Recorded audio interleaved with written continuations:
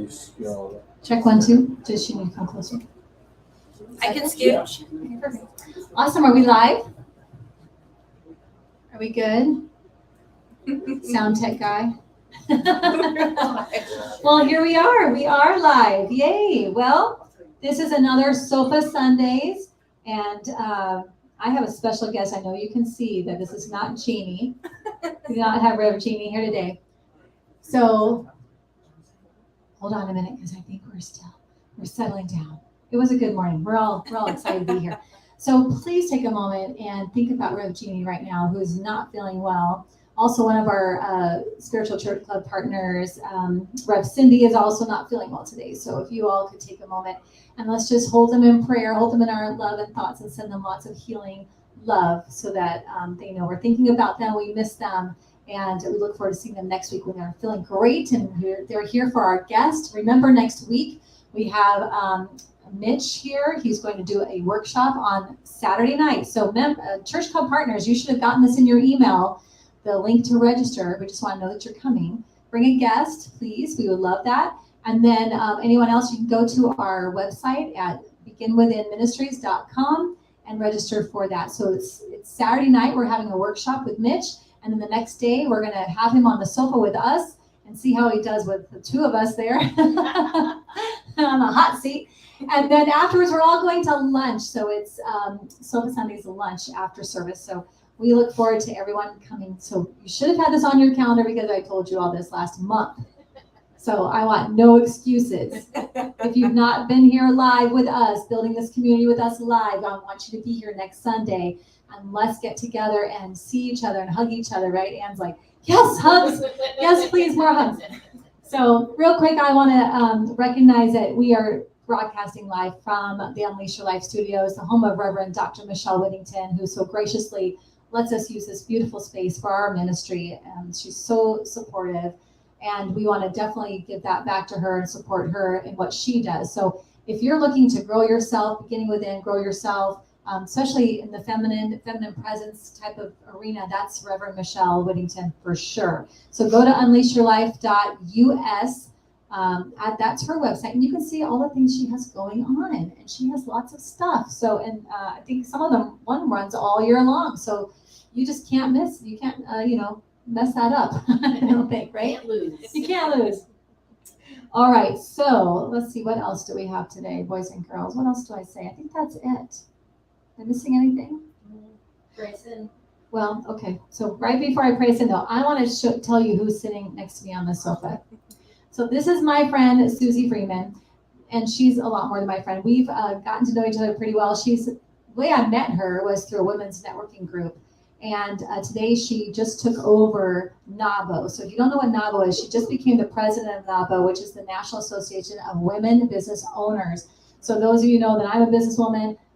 I love this woman. She's all about that. So she's making some big headway there. She's going to make some really great changes for all of us women in business, and which affects men in business too. It affects all of us. It makes a healthier business environment for everyone. So it's not a male bashing thing. It's just, which is why I like that organization so well.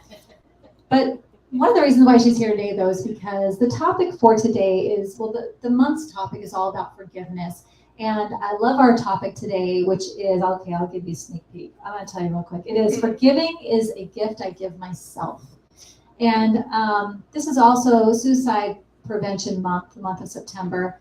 And when I was thinking about Rev Jeannie's not feeling well, I'm going to probably need to get a guest. And then I know that my friend Susie's got a lot going on this month because she works with teens and has helps with suicide awareness, but takes it several steps beyond. So I'm going to read her bio, and her bio is she's a mother of five. So she beat me. She just had like 4 isn't enough. No, let's do 5. She has twins just like me. So, that's just cool, man. I'm telling you. She's also a grandmother of 2, even a brand new baby. 8 weeks. 8 weeks old. Yummy. She is a teen mentor and a parenting coach, because we all in this arena know that we can help with the kids and we want to help the kids, but we really need to get to the parents. Susie is the founder of the Teen Warrior Academy and Teen Warrior Box, and I am going to give her a minute to tell about that because it's really special. So this, I don't know what this is. It says on here, as your current Miss Elite Arizona, Susie's on a mission to certify over 1,500 teens in QPR, suicide prevention. She believes that suicide awareness is not enough to save lives. Susie, can you tell me what that is really quick? Yes, so I do currently hold the title Miss Elite Arizona. I was invited into the Women of Achievement pageant platform for my work in suicide prevention. And the Teen Warrior box, actually, I've been working on it a very long time, and the universe decided to change it up about 15 days ago. Oh no, again? It's the same but very different. So I knew I was launching on September 1 because for the whole month, doing my campaign and all of that, a Kickstarter campaign for this. So when the universe spoke to me about 15 days ago, it was more of, you're going to do this and you're going to train over 1,500 students and you're going to do it free.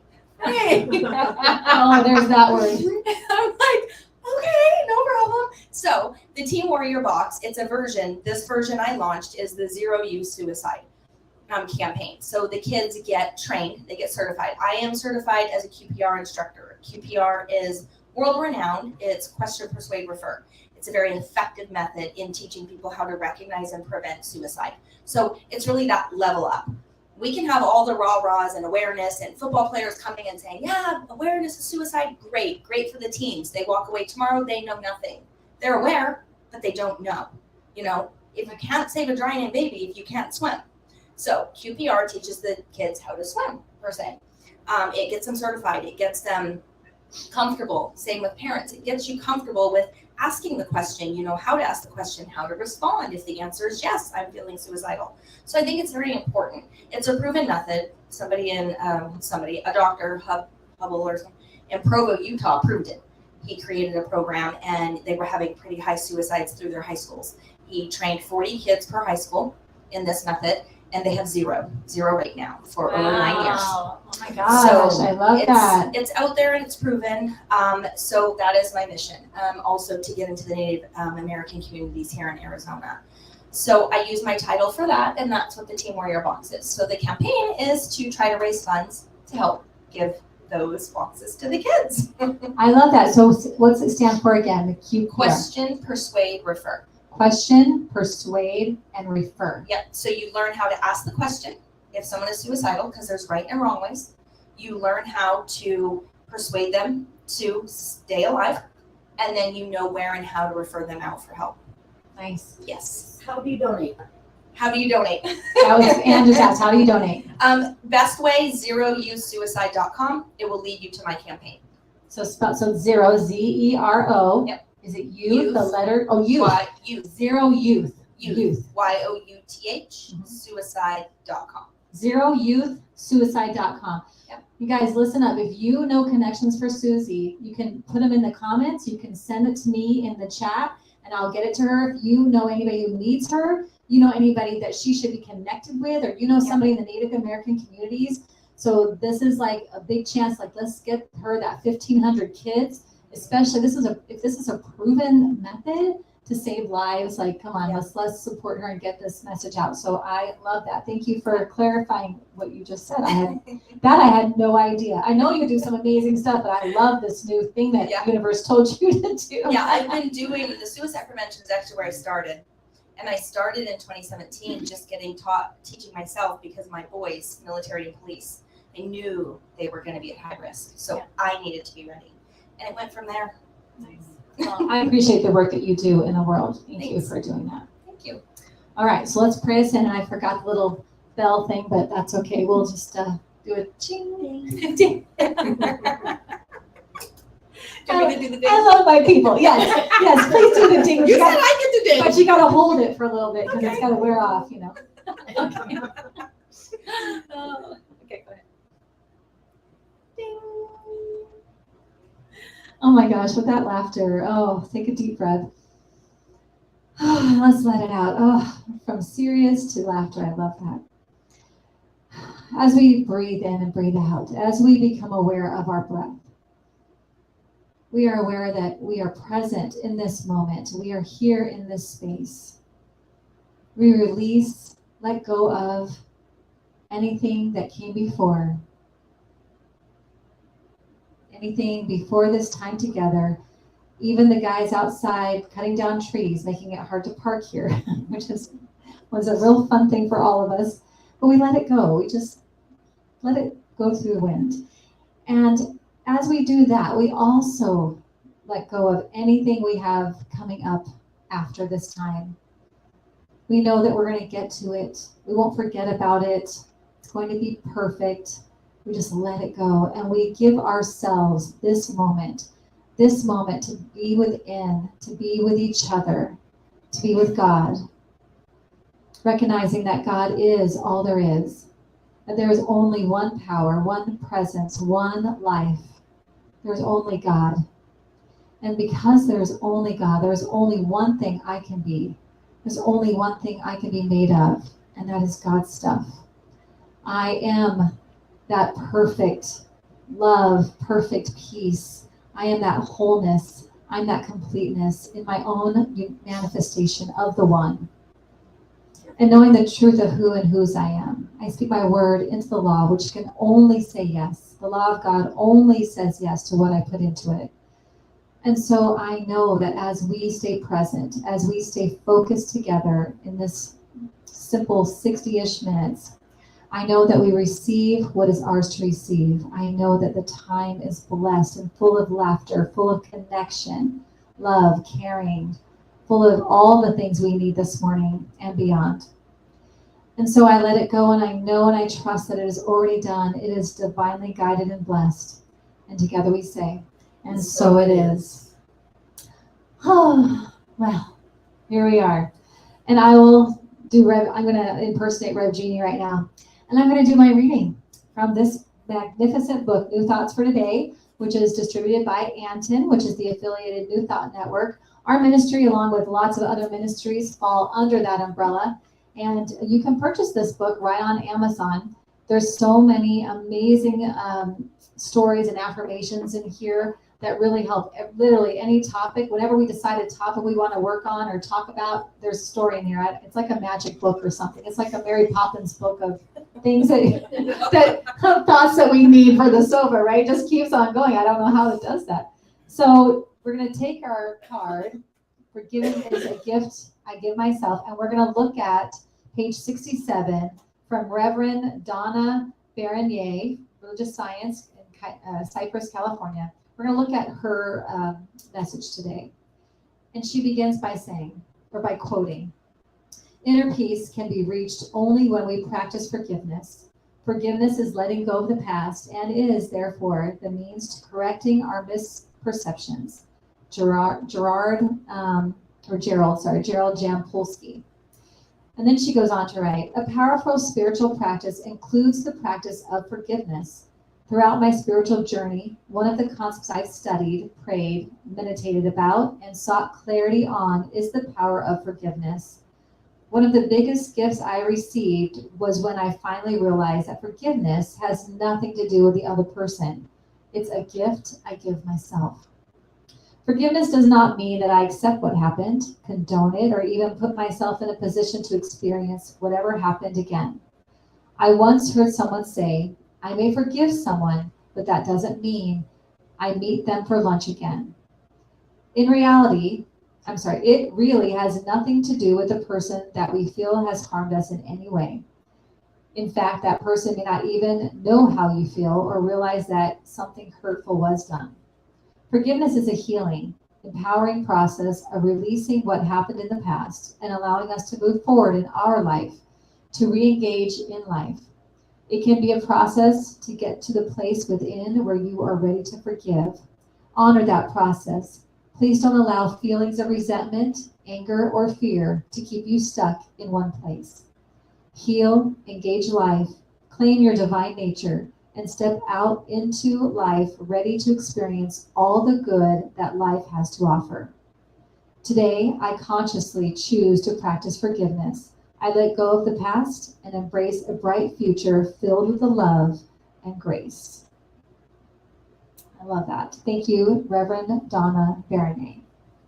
That is perfect. I don't know, when I first heard that it's a gift I give myself. Forgiveness is not for the other person.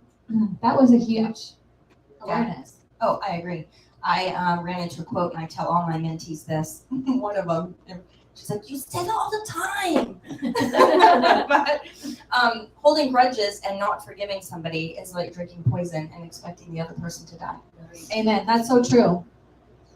Yeah, my kids don't like that. They're like, "Stop saying that." I know it doesn't sound great. I know, but it's the truth. Well, kids are good at holding grudges with each other. I'm like, you got, yeah, so we're adults. See, that's why I got the teens. I'm trying to teach them to not do that as adults. I'm trying to get them young, right? Let's get this practice young. So I tell people, if I can catch them young, they won't be messed up adults. Oh, we hope so, yeah. That's the whole goal, right? Yeah, pretty much. Yeah. Do you have something else? No, I mean, I'm open book. I'll say whatever. I've got a lot to say about this. I thought you'd be really good for this because of the work that you do, and part of I think what people struggle with, we talk a lot about on the sofa about being present, right? And if you're sitting in the past seething about something that happened to you, you're incapable of being present, and then you're making moves from there. Yeah. I love what you said. We were having a conversation before this started about forgiveness, and one of them was a specific person in my past. I said, I think I've forgiven them. And she said, Michelle said to me, she goes, well, can they walk through your mind and not harm you or unharmed? I'm like, ooh, what exactly do you mean by unharmed? I mean, do I trip on? I'm like, maybe. That is the true test. If you can put that someone in your mind, think about them. Because you were saying, well, there's one person, but I don't really think about it. Like, I kind of forget about it or whatever. Yeah. But if they walk through your mind right now, I mean, are they safe or no? And that's how you know if you haven't forgiven them, right? Yeah, I think that's true. So maybe I'll work on that. I mean, it's been over 20 years. Well, it's like she said, it is a process. It doesn't mean that it's going to happen. But the longer that you have that, the longer you're stuck there. Mm-hmm.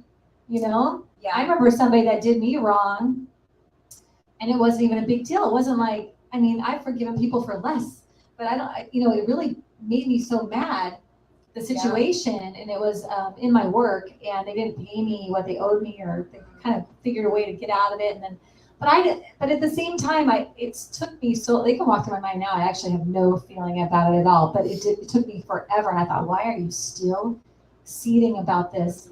What was like $50? It wasn't even like it was thousands of dollars. It was but it was the whole premise of it. Yeah. And you know what I found with me? It wasn't necessarily that I needed to forgive necessarily that situation, but I didn't stand up for myself in that situation.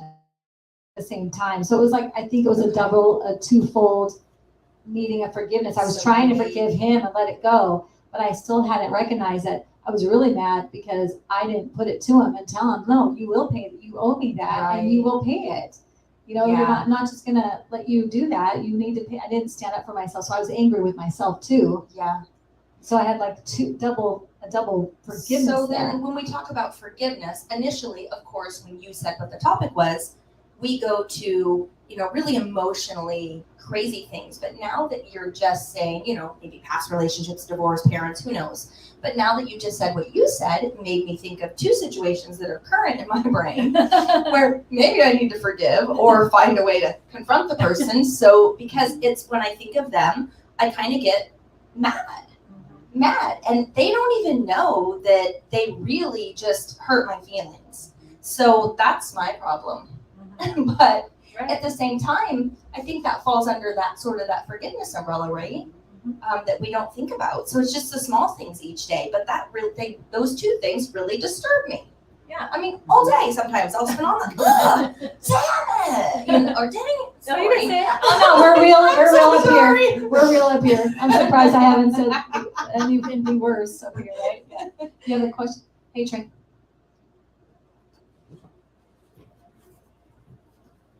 She shares hers, so I can keep talking. I know, right? Yeah.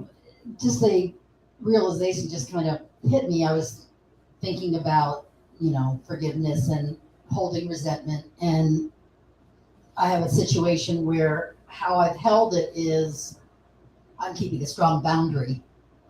And although that's Okay. true with that person, I just realized that that the resentment that I'm holding and the lack of forgiveness is there's more emotion behind that boundary than I had recognized until this moment. So thank you very much.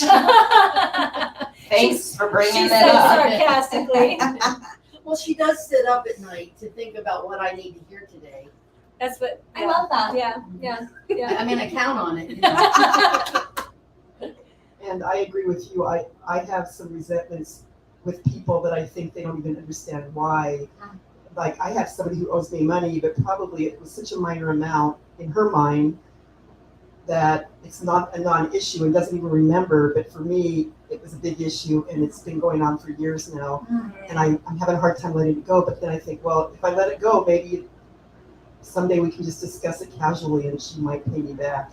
You know, or maybe she won't. Yeah. But it's the same thing. Sometimes the other person has no clue, and I think this is the case in this situation. So with something like that, I'm going to ask you, do you feel like it's more of just the principle of the fact that you think it's a respect issue? Is that Yes. what maybe gets to you? Yes. I feel like I was discounted, and she should have remembered. And then I start worrying about, have I done that to somebody else and not realized it? And I would hope they would come to me and say, you owe me money. Nobody has, but it's possible because. No one at this point has done that, but yes. Well, that's a good thing. So, when I think about that, so when I think about working through that person that I was so angry at and how long it took me until I recognized that it was more to me just being angry at that person. What else is there, for me? And then I recognize that, like, it's what we always talk about. You got to begin within. It's coming from me, right? So your reaction is a reflection of something, some awareness for you that you need to work on. So both of your cases, and my case and your case, it's very possible. Like, so some people are easy to forgive, right? Something happens and you're like, oh, I totally forgive you and I'm done with it. I'm over it. Like, it doesn't even cross my mind again. I had some really bad stuff happen a couple of months ago, and I'm over it. I don't even think about it. It's like no big deal. And that person way trespassed, betrayed, did horrible things, big time.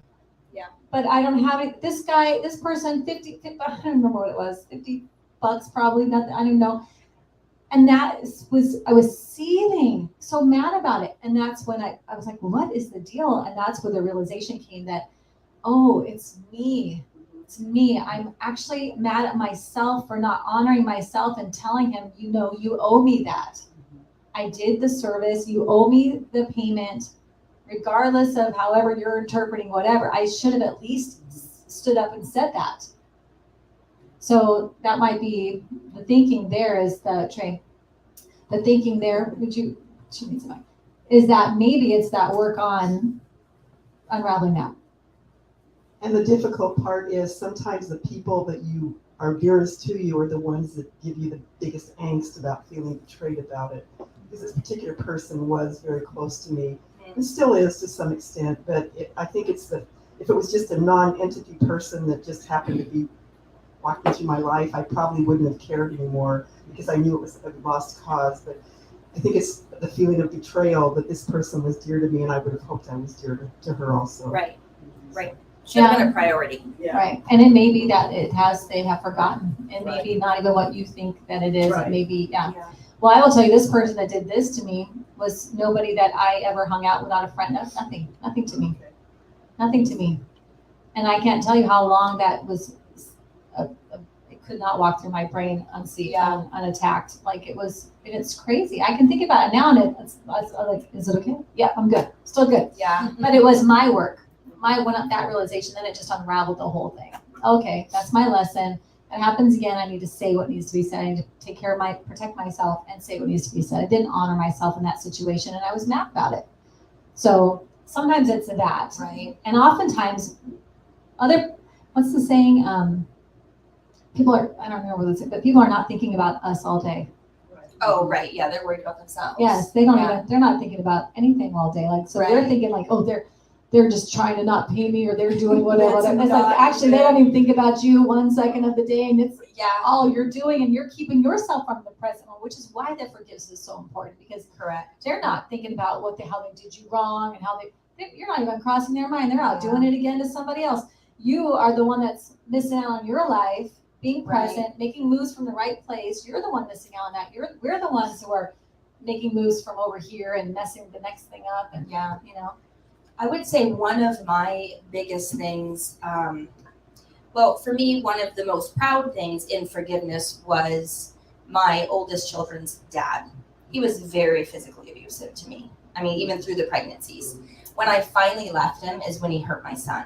My son was 6 months old and he bloodied his lips from the pacifier, but that boy's 26 now. The kids know now. It's definitely not something I shared when they were little. But that's when I left, things were all done with that. But we'll actually hang out. He'll come over. We'll do Christmases. If that's the case, we're friends. We'll laugh. We'll tell stories. The kids, everybody's there at the table. It's fine. He disappeared for years. I was left raising the kids alone. No money, no support, no contact, nothing. I don't really know, I don't recall putting a lot of forgiveness work in. I think, and I know this kind of negates a little of it being within, but when he did finally come back around, he did acknowledge who he was as a human. He was addicted to drugs. He's clean now, and he said, hey, I left because I knew I was toxic. I didn't want to make you be a single mom, but I was no good. And then the fact that he acknowledged that, the fact that he acknowledged, thank you for raising such great kids. That's healing. Yeah, it was like instant. It was like, well, come on over. yeah. They're home from, my son's in the military, our son's in the military now. So when Ryan comes home, I'll make sure I call and I'm like, hey, Ryan's coming. We're going to get together. We'll all come hang out. I love telling the stories. I mean, I dated this kid from high school. I mean, it's been a gazillion years. So it's fun to share those stories. And that was probably one of the worst relationships I ever had. And I mean, he did not deserve forgiveness, but that was more for me. And it's really good for the kids to see. And the kids know now, what our relationship was like. And I think that in itself is the best message, is letting the kids know, hey, you don't have to forget the things. I would never forget that. But it was so nice to just not have to have that hate. That hate was horrible. It was keeping me from even being a good mom. So forgiveness is definitely healing. However you can do it. And I think it's possible that you had forgiven, but you had a boundary and didn't forget. You're not going to forget, and you're going to have boundaries because you're not going to let this happen again.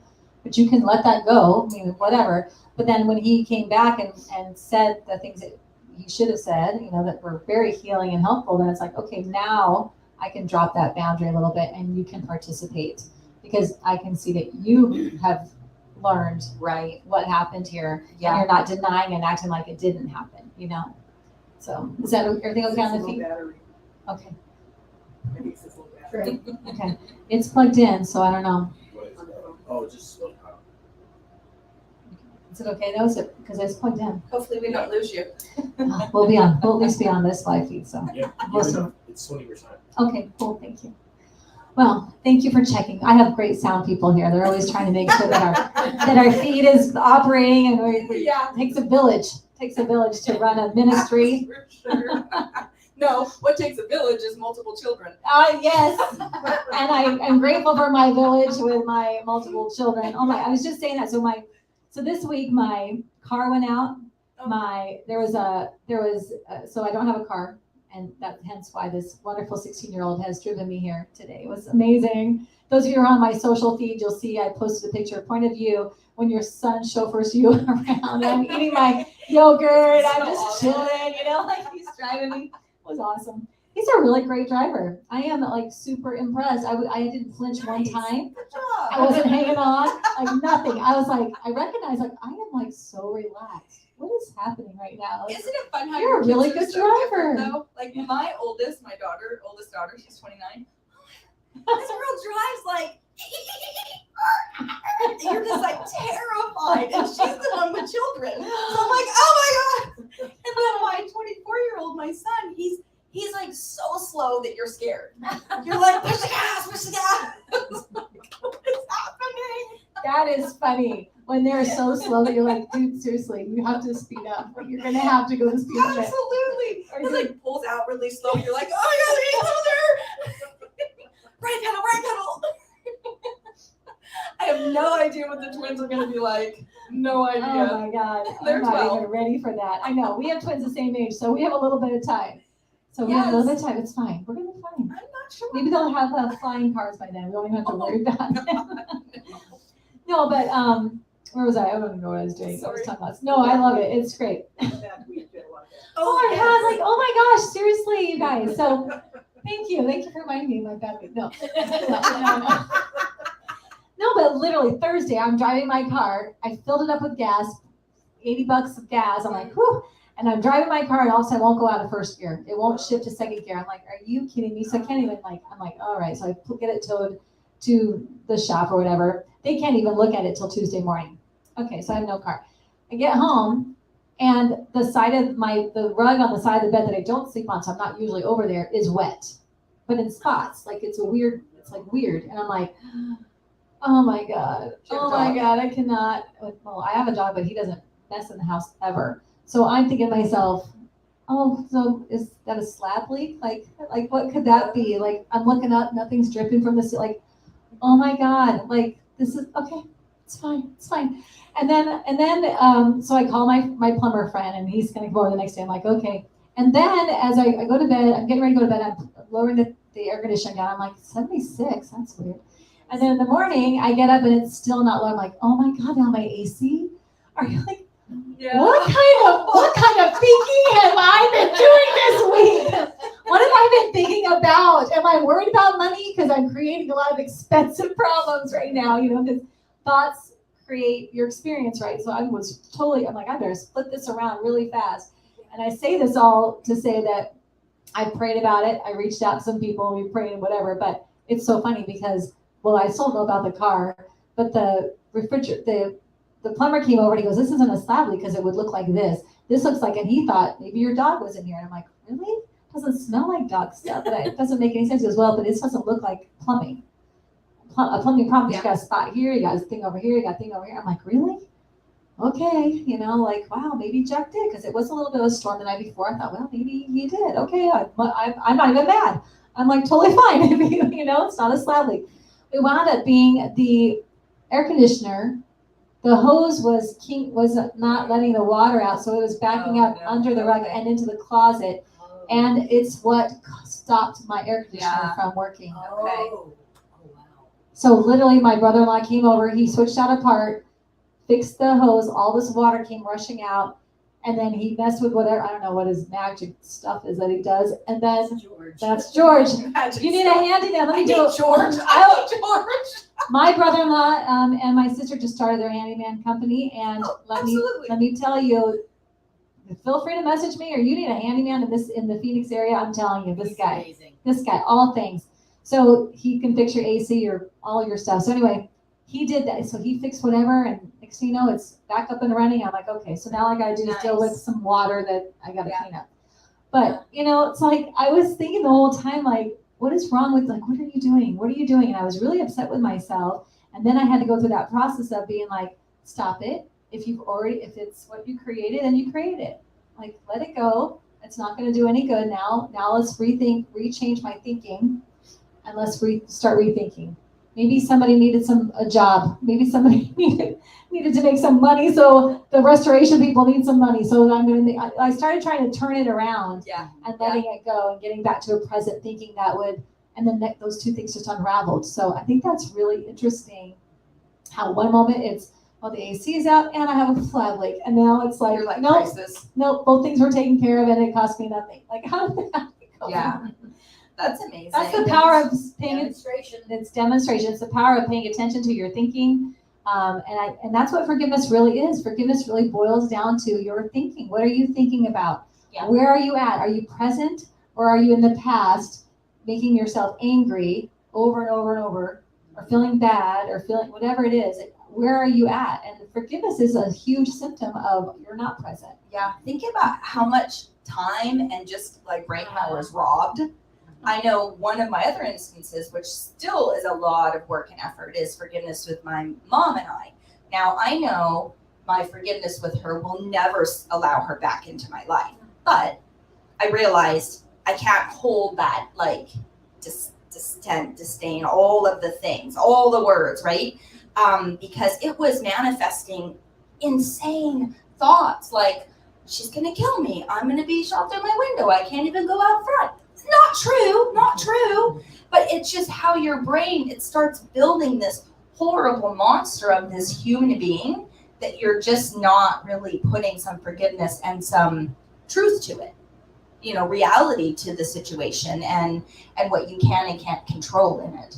So I know, and that's when I learned around my 45th birthday. So about 4 years ago is when I was like, that's it. Like, all the toxic people gotta go. It does not matter who you are or how you are. I love you from afar. That's where you're gonna stay.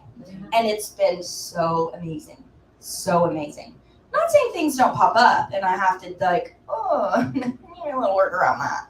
But as you know, the more work we do, the more it comes up. Oh my God. That is so true because everything's in layers. Everything's in layers. Remember we talked last week about, well, you don't know this, but we know this. We talked last week about seeing peace in our relationships and our experiences and but doing it intentionally. Looking at the different parts of your life and am I peace there? I feel good there. It feels good. I feel peaceful there. I feel peaceful here. And anything that life comes up for you, that's some work to do.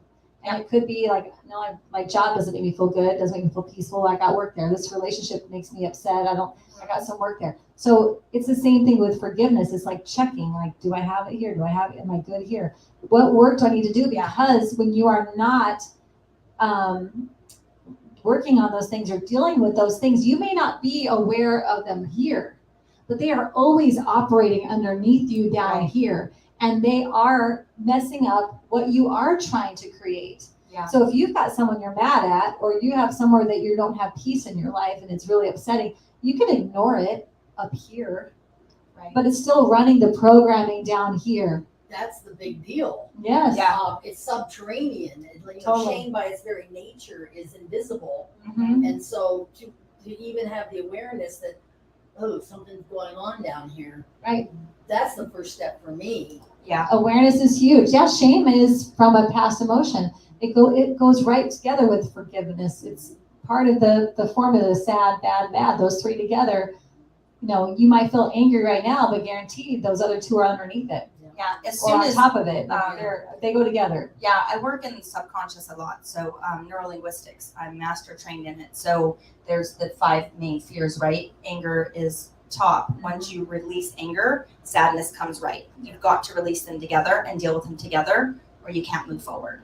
And through that, I've also learned that if an emotion or if a thought or something comes up, you're ready to deal with it. You may not like think you're that. ready to deal with it, I but your love body, your that. mind, the universe is like, now. And we are so fearful of these things, not knowing how, not ready, like, I'm busy, I'm not, push it down, push that emotion down, push that thought. And that's what creates the big fester. And that's when people explode. So if something starts popping up for you, it's time.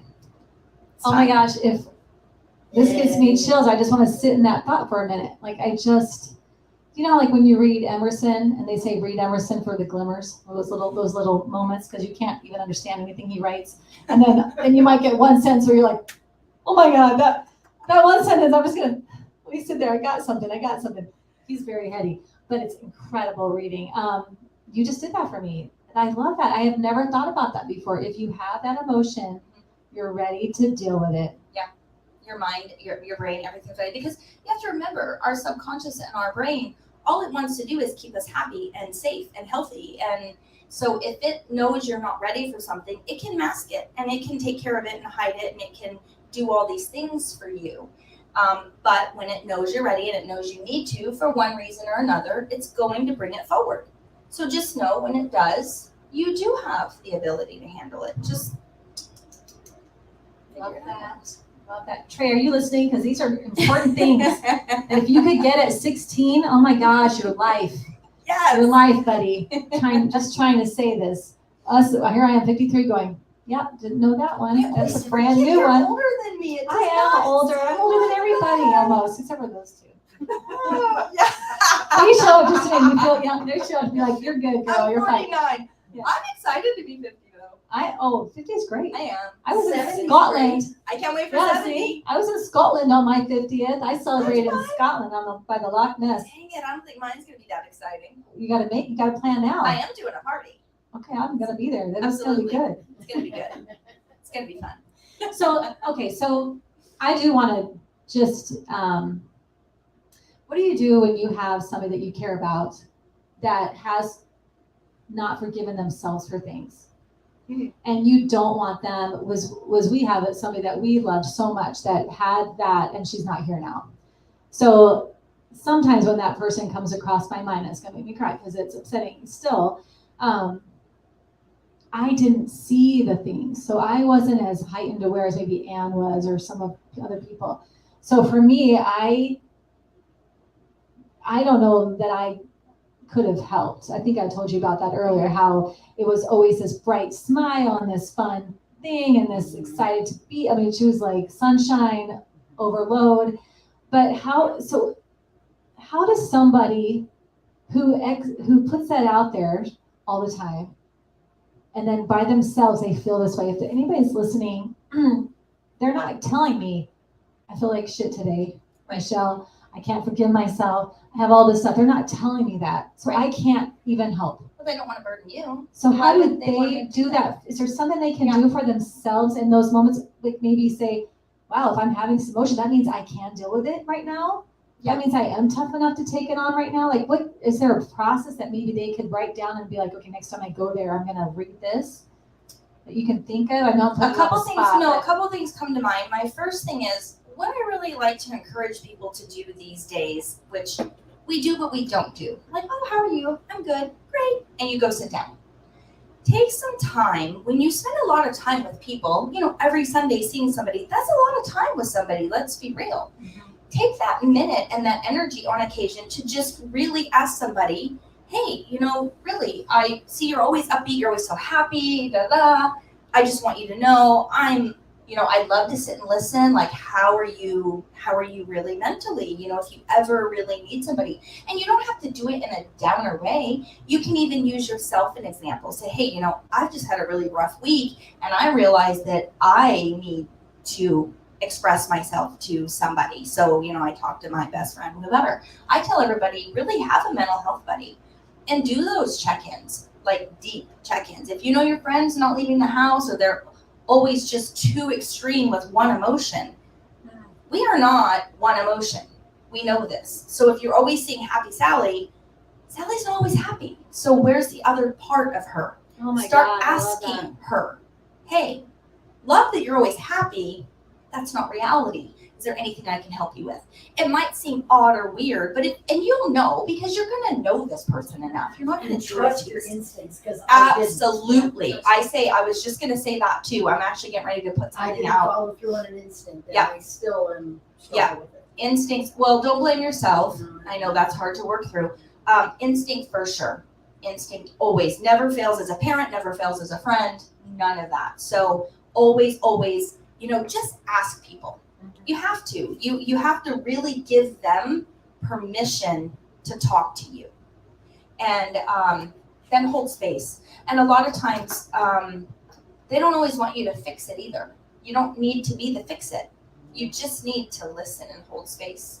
And that can be scary. That can be a scary place if you think you have to fix something. Oh. So I think that's a great awareness, is to be able to know that, no, I'm not.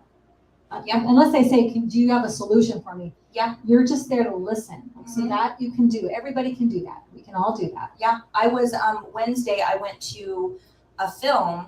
It's called My Ascension. It's from Emma. Emma was 16 and she tried to take her life. Super popular, super happy, cheer captain, beautiful. I mean, good grades. You do not know anything. Shot herself. It left her paralyzed. She's 23. This was 2016ish, I think. So she was here. We got to meet her. She has the film, and she said one of the things that she wishes was different is, for one, that her parents would have asked more questions and that they wouldn't always try to fix it. Your mom always tries to just make it better.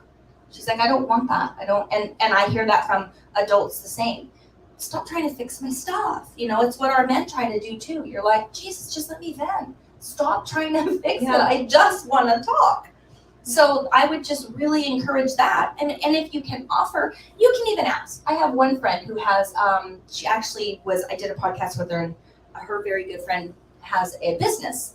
It's a phone line. So it's, do you want advice? Do you just want me to listen? Do you want me to help you fix it? That's the three things. When you call me, what do you want? What do you want from me? And she's doing really well with it, even with I love strangers. that. So you can even ask that. I love that. What do you want me to do with this problem? Do you need some advice? You try to fix it? Do you just want me to hear you? Nice. Trey, so how do you feel about that? When she said your mom, people always try to fix it. Like if you have a problem, a struggle, girlfriend issue, I don't know, friend issues. And you come to me, or what were you saying? You were saying that kids feel like the girl had said that her parents, Always try to fix the problem. yeah, so they didn't ask her enough questions, but then when she did tell them stuff, they were always trying to fix it. They weren't just listening. Yeah, you just don't feel heard because it's like, I don't need you to fix it, Mom. I just want to vent. Is that how you feel? Sometimes? Sometimes, just like depends. Yeah, here, take this mic real quick. I just want to see what you say. She's gonna pick on Well, you. you're the only teenager in the house. So what'd you say? It depends. What it depends on. I don't know what I'm talking about. Okay, so do you feel that way about you? And then you could be, this is authentic on the sofa. Remember, you're authentic, so you're not gonna hurt my feelings. This is for everybody listening, because people have kids. Yeah. So do you feel like sometimes that you can't talk to me, or like if you do talk to me, it's like I try to fix it, or it's uncomfortable to where then you don't? I don't know. I just like, usually when I talk about something, I'm looking for a solution. Not really just to that. Okay, so when you're coming to me, you're coming for like, Mom, here's something going on and you Yeah. need to fix it. Who do you go to when you just want to be heard? When you're like having a moment that's hard, or you're feeling stressed, or you feel yucky? Like you have somebody for that? Just vent. Not really. You're like, I'm just, stupid person or whatever, and mad. I mean, like, I don't know, it's like talking about friends, but So you have good support. Do you feel like your friends are good support then? You don't do you ever feel alone? yeah. To where like you're in a situation, you feel alone and sad? Do you ever have those emotions going on where you're feeling like, ugh? No. It's like, Okay. seriously, Mom. So I'm just curious. So you feel like you have a good, like your support system is good. Is there anything that you think you have done to help with that other teens could do that would help with having that, feeling like that? Just try like talking to more people and like I don't know. Just try like talking to more people and like talking with family and like just people. So talking more, like building more relationships Like, with your. being more social people. Yeah. Like at school, like talk to people at your table, talk to people around you. And at lunch, like make conversation with people. If something's funny, like laugh about it, talk about it. Okay, so try to not isolate. Is what I think you're saying. Try not to be alone. Yeah. Try not to be separate. Try to engage. Yeah. Yeah. Okay, I like that. Yeah. Okay, thank you, Sam. Yeah, because one of the things I was thinking about that I wrote down was in resilience and being a resilient person, and I think that's something that, well, I don't think it, but we're not born being resilient. We you have to learn it. develop it, right? And there's different parts of resilience, but one is the social aspect of resilience. And when you have a tribe, so I have a great tribe. I'm very, but it didn't just happen. Right. I mean, it didn't just fall in my lap. Yeah. I feel like if I have an issue or I need help, I can go somewhere, and I know who can help me with those things. And I think that what's important about that is you have to have that ahead of time, because when the situation arises, you don't feel like you can reach out if you've never reached out. If it hasn't been a part of what you do, it feels uncomfortable to reach out, or Right. now you're a burden. Now you're bothering people. Yeah. But if it's normal, like what you're saying, if it's normal to have these conversations and you're just listening to each other, and it's normal that this other person sometimes shares with me this and then I share with her, that's a normal thing. And maybe you make it like a weekly practice where it's a normal thing, then it's natural. Like it doesn't feel like I'm bothering Susie because I got to call her about this thing, or it doesn't feel awkward to bring it up. It's like, Yeah. no, this is like how we do it. And I think you'll know the right person too, because for one, they're not going to unload everything on you all the time, and it's not going to always be about them. Be overwhelming. And you're going to also know that even weeks have maybe gone by, a month or two, maybe you haven't talked to them, but you know as soon as you call, they're going to be there, they're going to understand, they're going to just listen.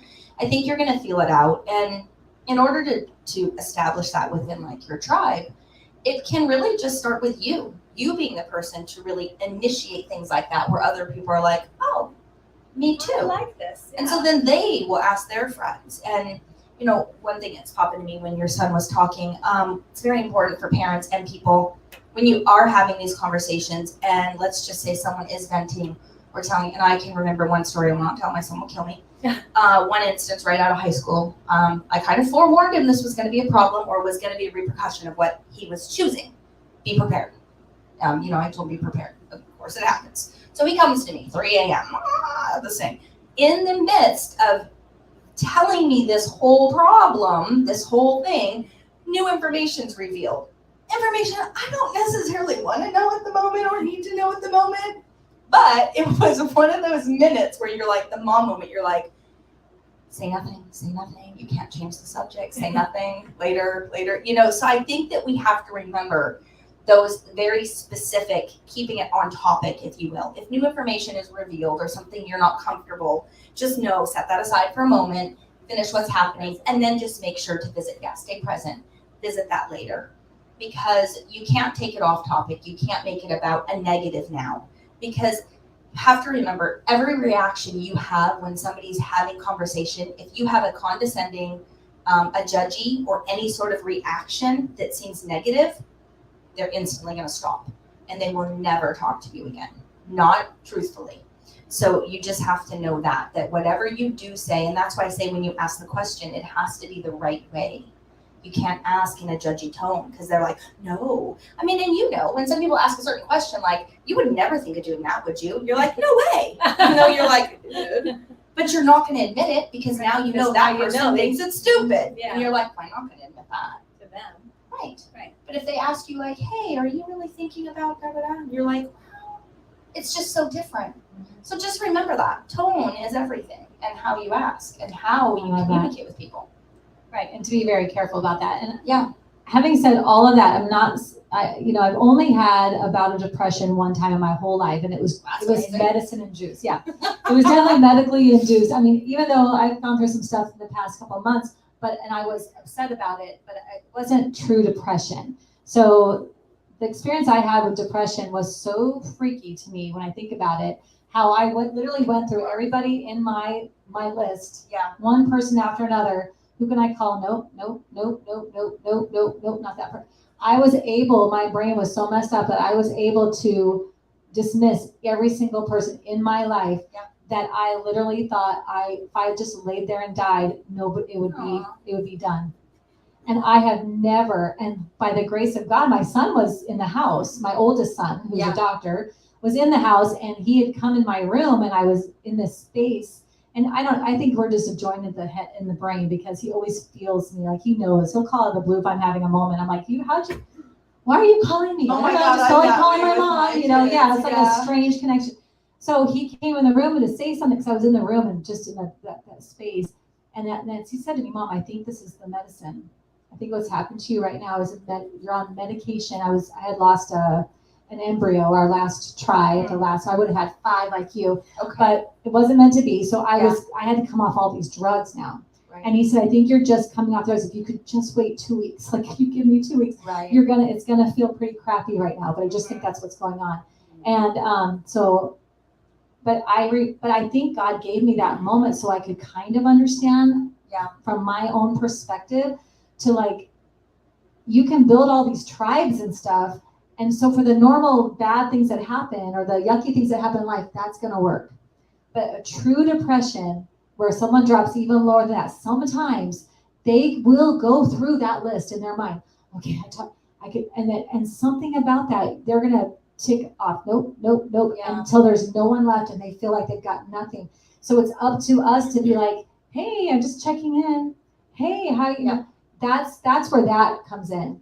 That's where that can be the game changer, because if they're not able to do it and you happen, like my son happened to come in my room in that moment where I was going through my list, that changes, then you're right there. And now they can't take you off the list because you're right there. Yeah. So you might be I able to help. teach the teens I mentor and my kids, there's a safety plan and there's a coping strategy plan. And I like to teach them things like, if you get into a dark feeling space, or if you get in what is the coping mechanisms? What's reality? So we'll list things, what's a coping mechanism? Who can I call? What's my safety protocol? What's dangerous? What's a trigger? We do these things, Nice. and I think it's really good to evaluate them often. You could almost call it like a prenup for future. You don't expect that, but you got to plan for that, because it doesn't matter who you are. Like I tell people, we can't avoid the traumas, we can't avoid these things, but what we can do is learn skills and techniques and ways to reduce their effect on us and learn how to cope with them. And that's where, learning some resilience skills and I mean, resilience is a little hard when you can learn some resilience skills, but real true resilience you don't have and can't really get until you've been through something, and you build it. But everybody has something, and one little thing can affect me one way and you a different way, right? Exactly. It affects everybody differently. So we just have to always remember that somebody's feelings is somebody's feelings, and we don't get to judge how severe or why it should or shouldn't be that severe. Exactly. And it just brings me to the thinking too, that we are all here on this planet with others. Yeah. Because we're supposed to be there for each other. Yes. We're not supposed to be doing this by ourselves. We're not supposed to be isolating and being alone in a room by yourself being sad or whatever. You're not supposed to do that. Right. We're supposed to be with other people. That's why we're all here. Well, yeah, tribes and villages moved together. Yeah. They moved together. They didn't say, bye, going off to the next village. Exactly. Unless they needed a resource. Then they'd come back. Mhm. Because that was their family. Right. I mean, I'm not sure I want that. There's a small tribe. Yeah. No, there is a small tribe. Yeah. But I think there's just a little bit of that should come with it, because we should, like, you have a tribe. You should know who those people are in your tribe that you can and can't do certain things with. Right. We know who our fun dancing buddy is. We know who our fun pool lounging friend is. You need to know who your mental health buddy is. Right. You need it. I agree. I'm so glad that you were on here today. See, I knew this was going to be good stuff. And it's perfect because this whole month is about suicide prevention, and you're going to see a lot of stuff like that. So if it's never hit your life, it's not been something that you've ever experienced or ever had thinkings or whatever, that's awesome, but people do around you. So it's not necessarily that it's talking just to those people that are having issues or have had that or have been around it.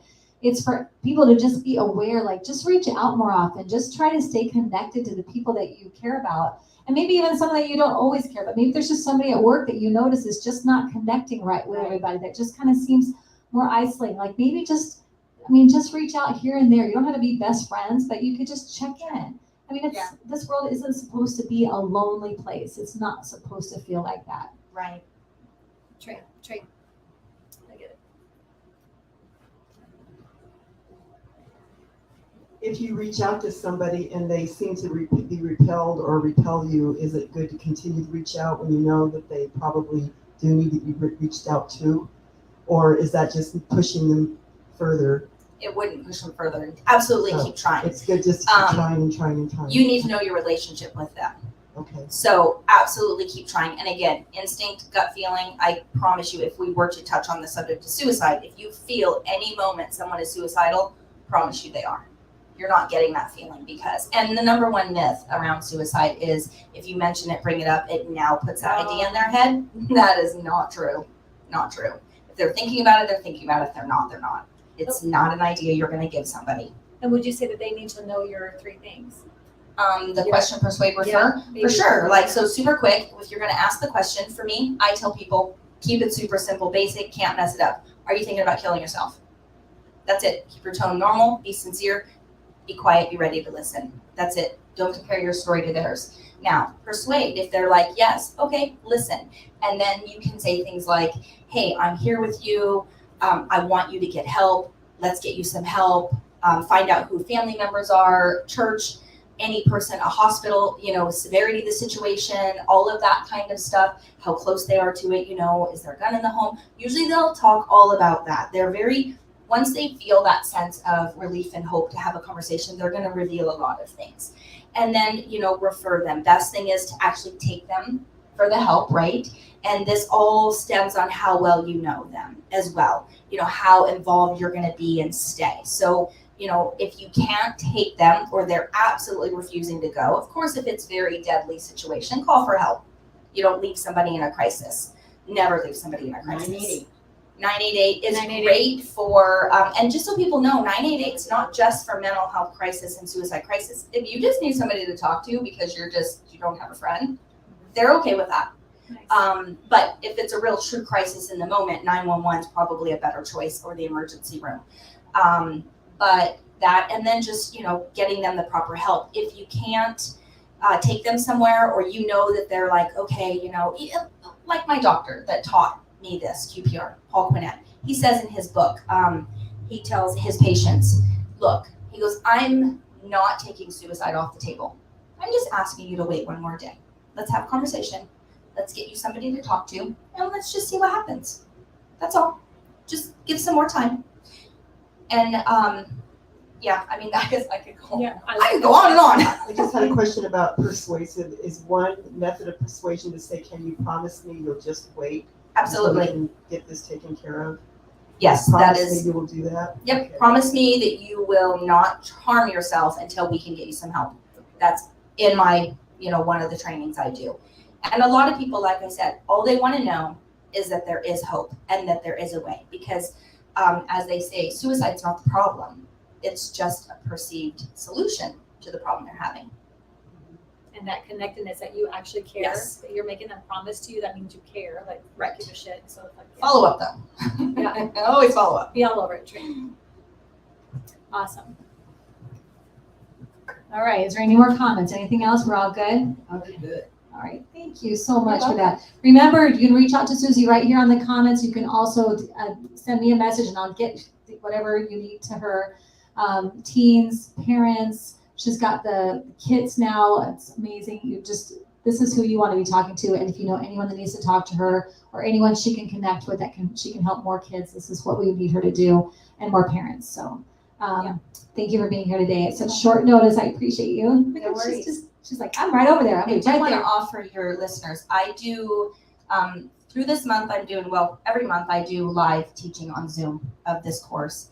I also have a virtual one where I go through the whole process. So I'll give you Can a I code. put the link in here? Yep, and I'll give you a code where your listeners and your people can get it for free.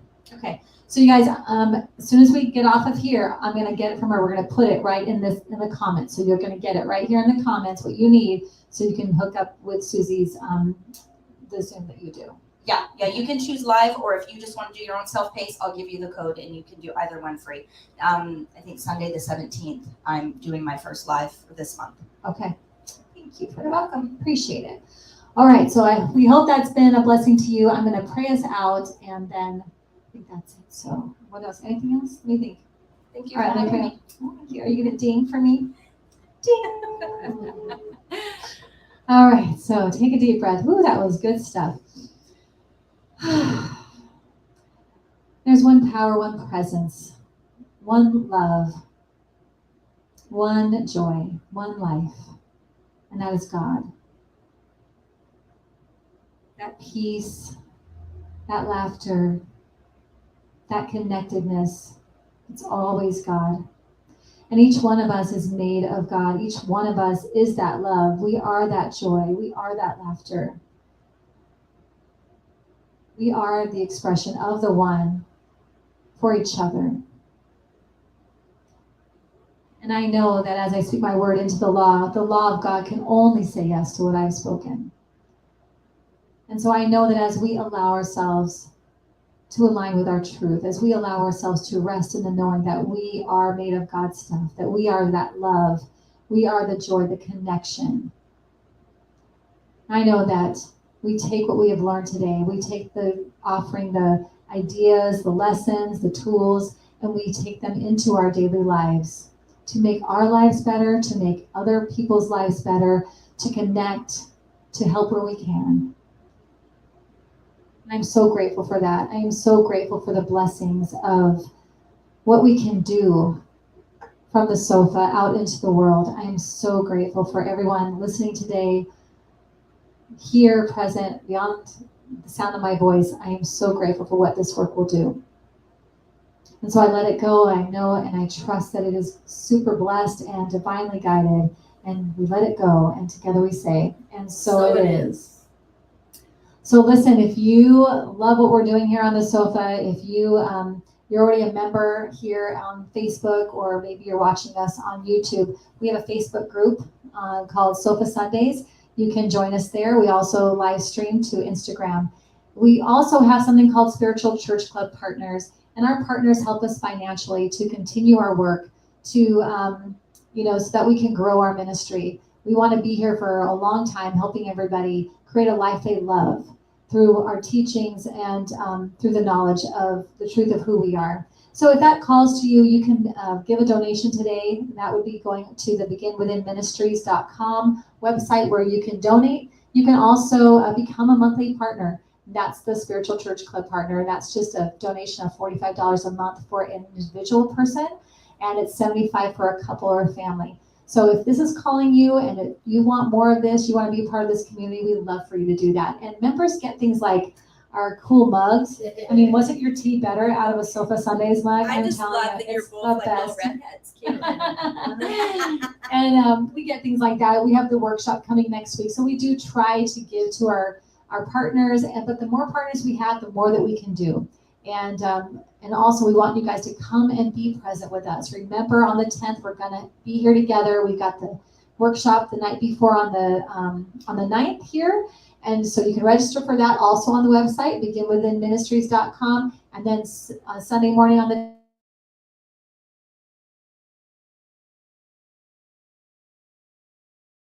with us. And then we're also going to be going to lunch together. So be here with us. Let's get this community going. We so enjoy seeing everyone. So anyway, happy Sunday. We'll see you next Sunday, where knowing Jeannie feels really good. So please send her your prayers, and we'll see you next week. Bye. Good job.